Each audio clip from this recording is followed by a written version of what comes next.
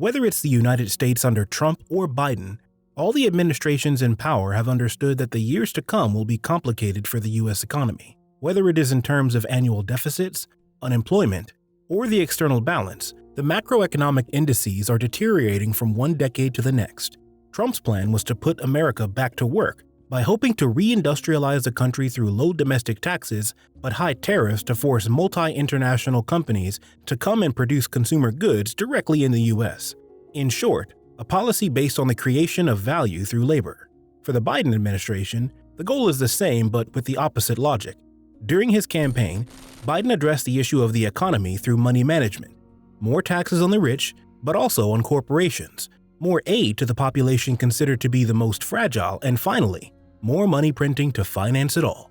There are indeed policies of great works that have been announced to support the economic activity, but the main problem with these policies is that they favor, above all, the companies that are friends of the government and not the emergence of a competitive or innovative economic fabric. Clearly, investment in large-scale projects often favors large companies that are already capital rentiers and pull the economic fabric down.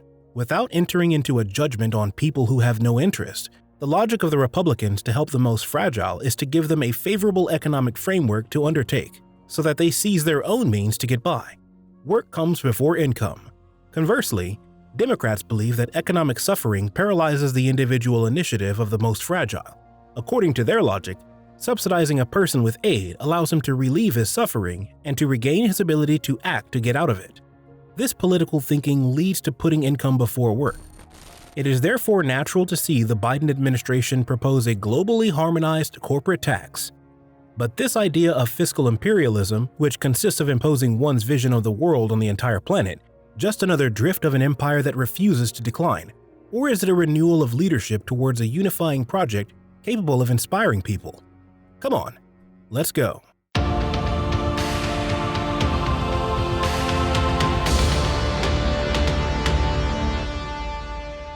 Basically, everything starts from the abysmal amount of money in the framework of the anti-COVID measures. Although it is said that money printing does not create inflation, the US government sees the value of the exchange rate weakening and fears the foreign capital will gradually leave the US bond market, which is the key to financing its annual deficits. Regarding the dollar, the reference indicator is DXY. This is a basket of currencies against which the strength of the dollar is measured.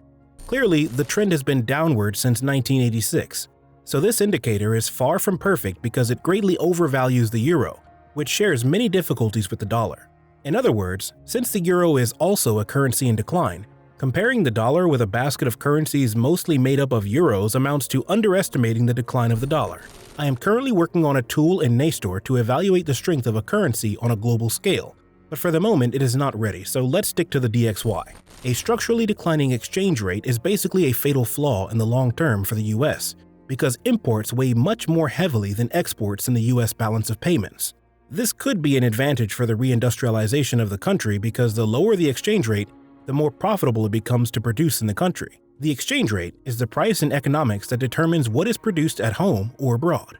However, the formula is not magic because the profitability of an internal production comes from a price increase for the final customer. It is therefore not painless. However, a favorable exchange rate is an incentive for foreign companies to set up their factories in the US. This was Trump's intention, although he wanted to restore the country's internal profitability by introducing border taxes, which are selective in nature rather than an overall reduction in the exchange rate.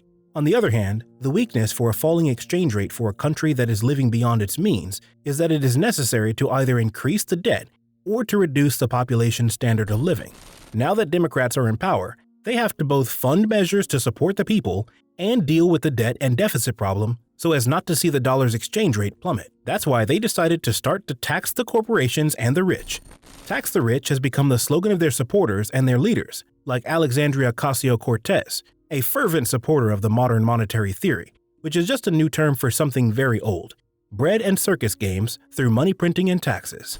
The problem with taxing the rich is that it doesn't give jobs to those who want them, and the truly wealthy tend to leave the country when a government comes to them with a hand mower to go get taxed somewhere else. Right or wrong, it's a fact, and the Biden administration knows it.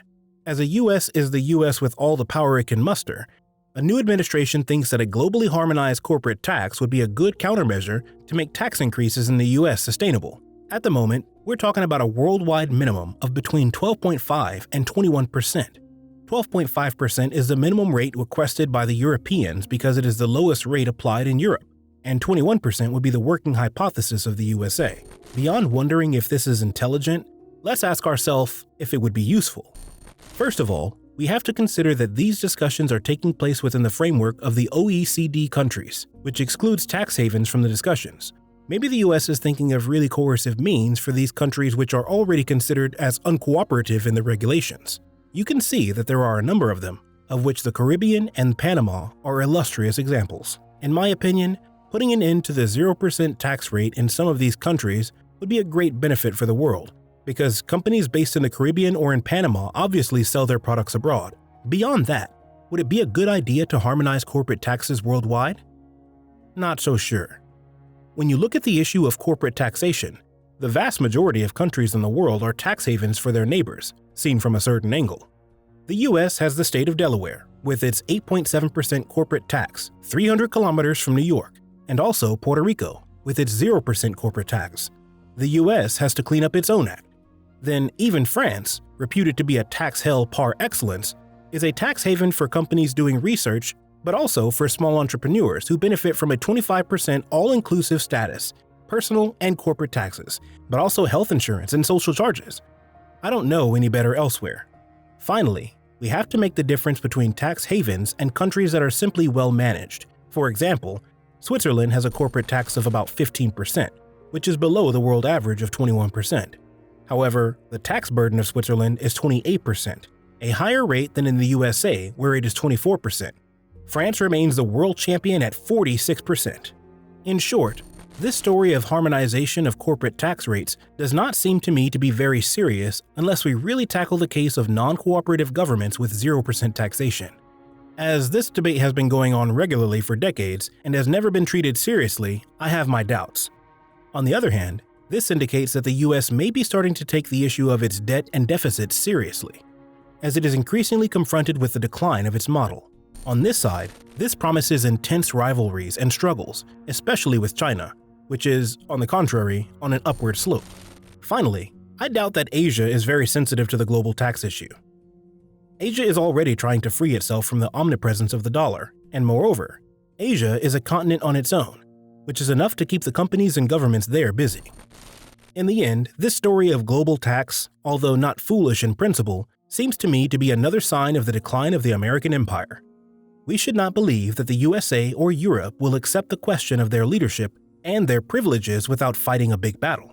I personally advise you to put your savings in a position to be very agile and adaptable while awaiting for the new world to emerge. As Antonio Gramsci said, "The old world is dying and the new world struggles to be born. Now is the time of monsters." The risk is great, but the world is full of opportunities. So let's remain cautious and attentive, but let's keep our ambition intact. On that note, see you soon for new videos. Ciao. Thank you so much for watching. If you like my videos, please subscribe and don't forget to hit the bell if you want to be notified of the next episode. And if you want to invest in the stock market over the long term or diversify your financial portfolio, I'm offering you an analysis of the 8 European star stocks to have. Thanks again for watching and have a great day.